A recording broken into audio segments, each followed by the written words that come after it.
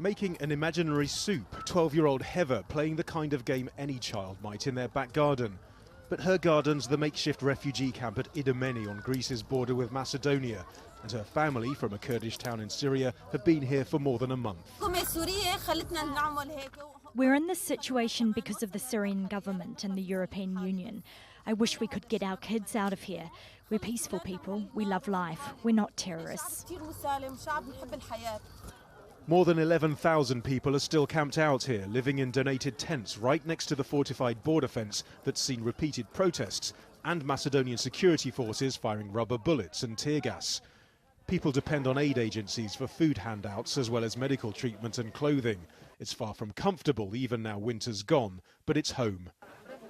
For the refugees here in Idomeni, there are obvious hardships, like having to queue for ages just to get a piece of bread to eat. But this unofficial camp also offers them a sense of community and relative safety, and that's something that many people here fear they won't get if they move elsewhere. Well, the Greek government's trying to persuade the refugees to move to official reception centres in the region. And some do have strong reasons to leave Idomeni, like these Yazidis and Kurds who say they've experienced abuse, both from Macedonian police and from other refugees. This man says, we're leaving Idomeni because the border's closed and because of the protests and tear gassings and the intimidation. We're going to some other camp and we hope to apply for asylum or to be relocated eventually. And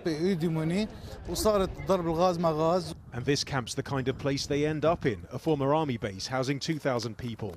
They're all under canvas for now, but there are benefits like Greek and English language classes, as well as fun activities for the younger refugees. But back in Idomeni, many people, including Sausan's husband, a former civil servant, remain sceptical. I have not heard about any facilities that would persuade me to move. People told me it's better here than the official camps.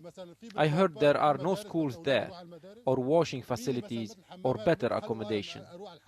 So he's staying put and hoping to apply for asylum, although for the moment that means an interview via the internet, something he doesn't have access to. Many others insist they'll stay here until Macedonia reopens its border, but that's a distant prospect. So right now, the lack of information is fanning the flames of fear and despair. Nadim, Al Jazeera, Idomeni.